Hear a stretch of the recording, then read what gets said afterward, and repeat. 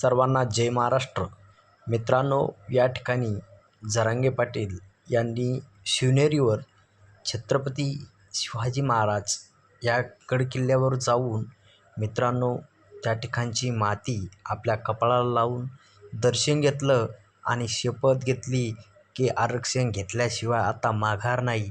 मित्रांनो, जवळजवळ मनोजदादा जरांगे पाटील यांनी तसंच मित्रांनो या व्हिडिओमध्ये की रात्र झाली मित्रांनो, पण हा मराठा बांधव मुंबईकडे निघालेला आहे सायकलवरती. मित्रांनो, आपण हा व्हिडिओ बघून खरंच मला आश्चर्य वाटतंय मित्रांनो, इतकं प्रेम. आणि खरंच मित्रांनो आरक्षण लागतंय म्हणून मराठा आपल्या ताकदीनं कसं का होईना मुंबईकडे रवाना होत आहे.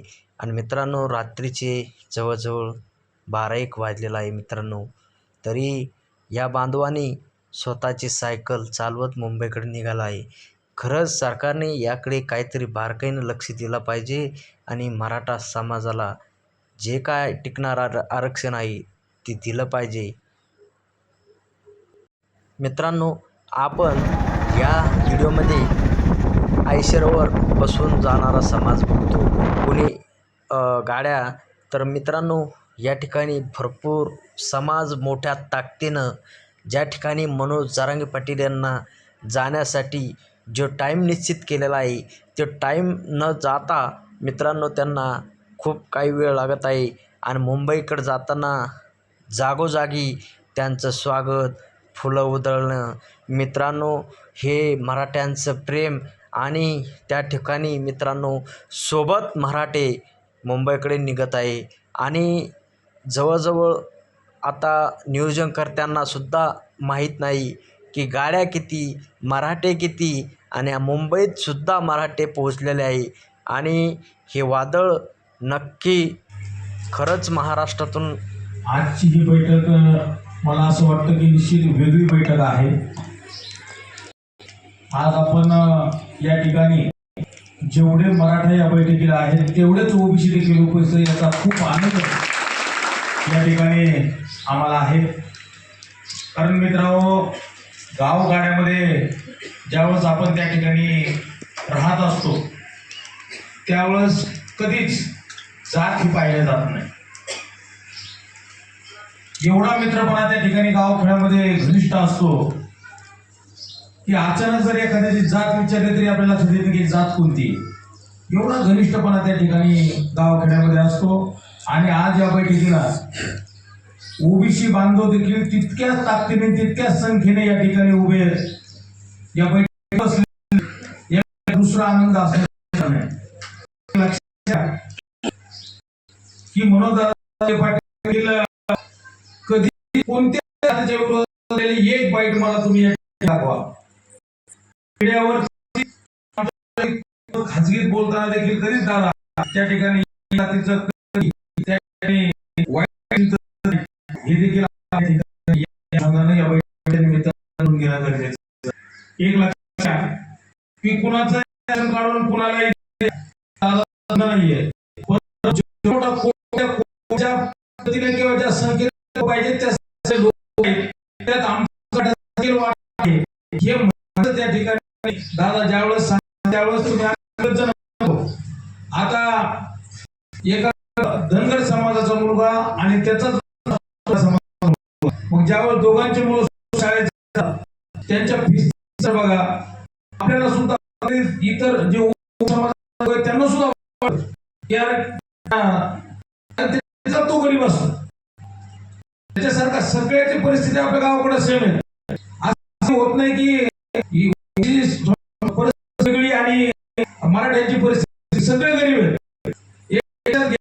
फक्त राजकीय केला जाती जातीमध्ये आपल्याला विभागलं. याच्या व्यतिरिक्त आपल्याला कुठलाही नाही. आज ठिकाणी घरामध्ये काही वाईट घटना घडली की कुठला माणुसकीचा धर्म म्हणून त्या पळत येत असतो. आणि म्हणून या ठिकाणी गावात विशेष पुढे या ठिकाणी ओबीसी देखील बांधव जमलेले आहेत. खरंच अत्यंत आहे.